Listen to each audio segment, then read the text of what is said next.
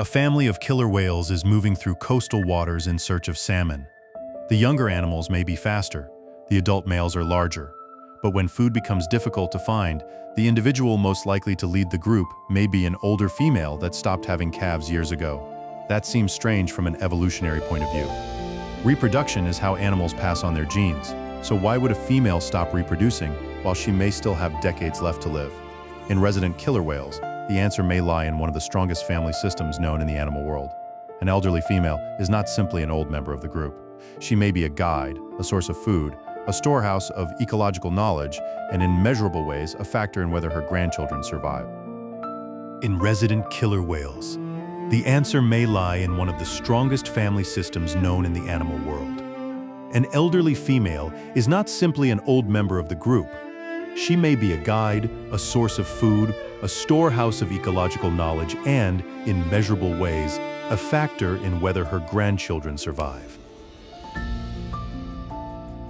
Resident killer whales live in remarkably stable family groups.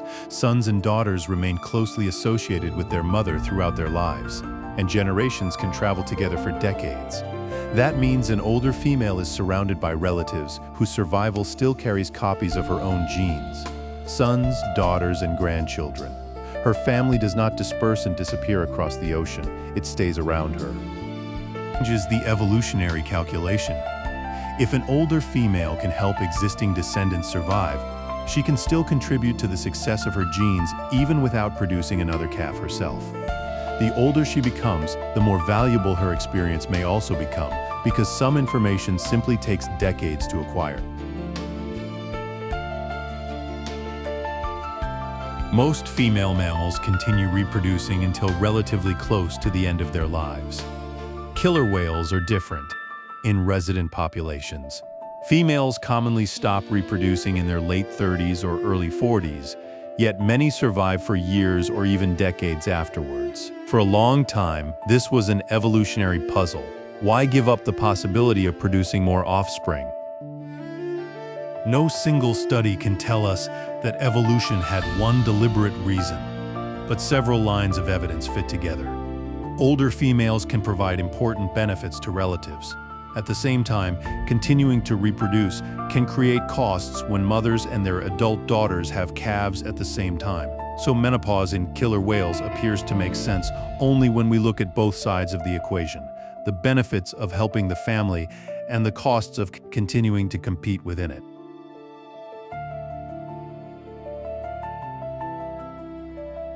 One of the clearest clues comes from food.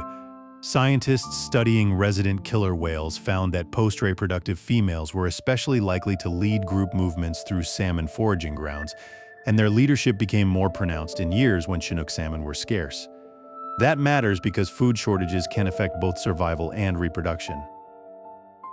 An older female has lived through far more good years and bad years than a young whale. She has experienced changing salmon runs, seasonal movements, and difficult periods before. Researchers describe these females as repositories of ecological knowledge. They do not need to be permanently in charge. Their value becomes especially visible when normal conditions break down, when experience can answer a question that strength alone cannot. Where should the family look next?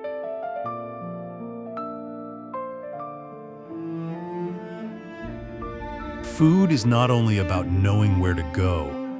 Orcas are also famous for something more complex: culture. Different populations use different prey and different hunting traditions, and many of those behaviors are learned socially. Some techniques are so specialized that young animals need years of practice. At the Crozet archipelago, researchers documented juvenile killer whales learning intentional stranding, deliberately rushing onto a beach to capture young seals before returning to the water.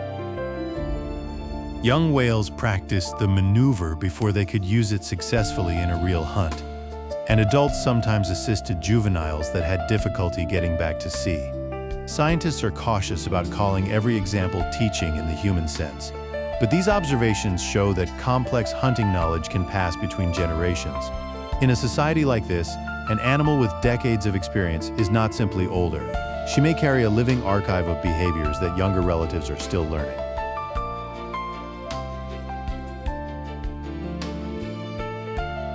form of help. Food itself can also be shared.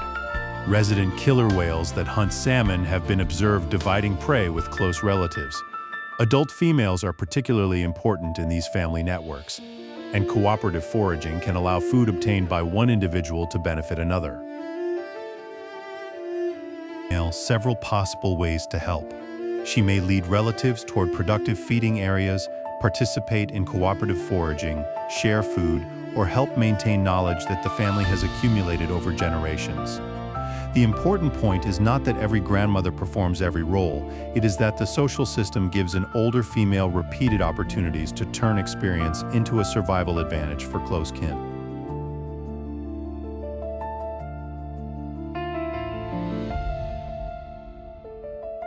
The strongest evidence comes from what happens when a grandmother disappears. Researchers analyzed decades of demographic records from resident killer whales and compared the survival of grandchildren with living grandmothers to those whose maternal grandmothers had recently died. The result was striking. Grandchildren were less likely to survive in the 2 years following the death of a grandmother. It was greater when the grandmother had already stopped reproducing. The benefit was especially important when salmon abundance was low or moderate. That does not mean every death in the family is caused by the loss of one individual. These are population-level statistical effects, but they show something extraordinary. An older female can remain biologically important to her descendants long after she has produced her final calf.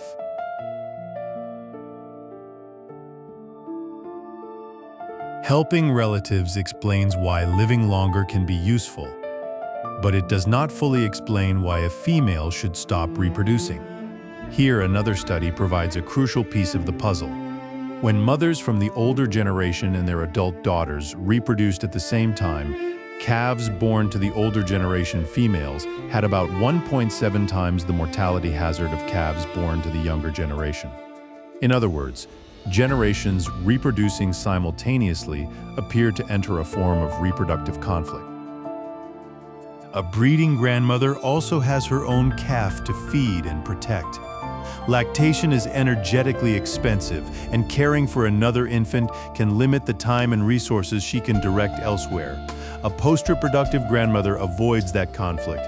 Evolution does not plan ahead, but over many generations, a system can be favored in which older females stop producing new calves if they gain more genetic benefit by helping existing descendants survive.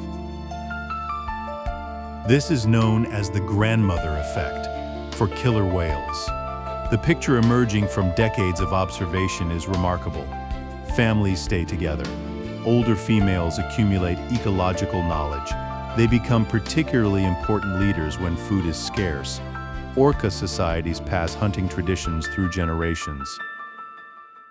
Relatives cooperate and share food, and grandchildren have better survival prospects when their grandmother is still present. The parallel with humans is tempting, but we should not make the animals into people. Orcas have their own societies shaped by their own ecology. What we can say is more interesting.